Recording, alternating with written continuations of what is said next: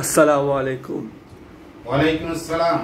আবু বকর সিদ্দিকী চাঁদপুরী সাহেব, আপনি যে এতদিন বিদেশ ছিলেন, আপনি ঢাকা সম্পর্কে যদি কিছু বলতেন, ঢাকার পরিবেশ সম্পর্কে।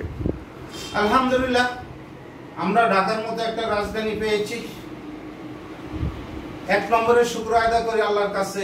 সারা পৃথিবীর মধ্যে যতগুলা শহর আছে, ঢাকা শহরকে মসজিদের শহর বলা হয়। আলহামদুলিল্লাহ, আলহামদুলিল্লাহ, এটা আমাদের সবচেয়ে বড় নিয়ামত। ঢাকাতে বহু মসজিদ, মাদ্রাসা, মুক্ত, হেফজখানা, আলিয়া মাদ্রাসা, কওমিয়া মাদ্রাসা, বিভিন্ন ইসলামিক ইউনিভার্সিটি, স্কুল কলেজ সব মিলে ঢাকা শহর আলহামদুলিল্লাহ। তবে আমার কিছু কথা আছে। ঢাকার পরিবেশটা আপনারা দেখুন।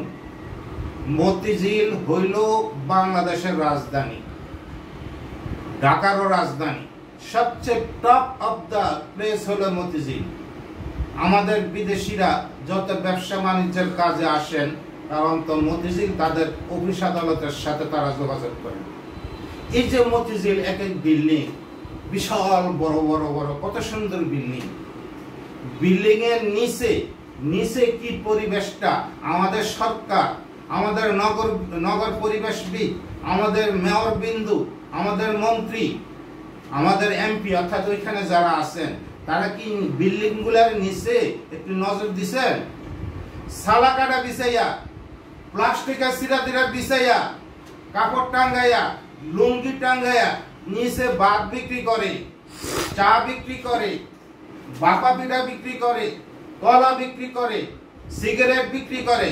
মনে হয় একটা জুফরি, মনে হয় একটা গরিবের নগরী। এই জিনিসগুলা কি আমাদের সরকার আপনারা দেখেন না?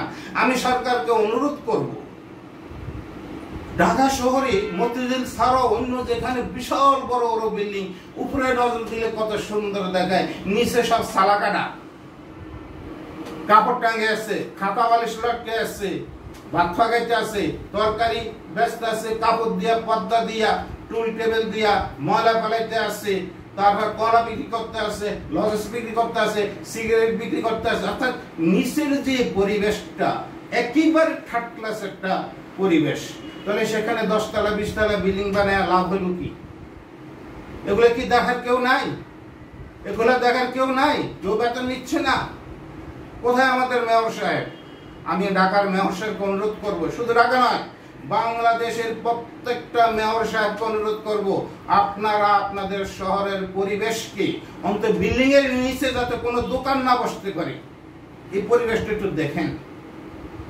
সে ঢাকা দয়াগঞ্জে আমি রওনা দিছি, আল্লাহু আকবার, হাজার হাজার রিক্সা, গাড়ি যাইতেও পারে না, আইতেও পারে না। 1 কিলোমিটার যাইতে লাগে 2 ঘন্টা, আসতে লাগে 3 ঘন্টা।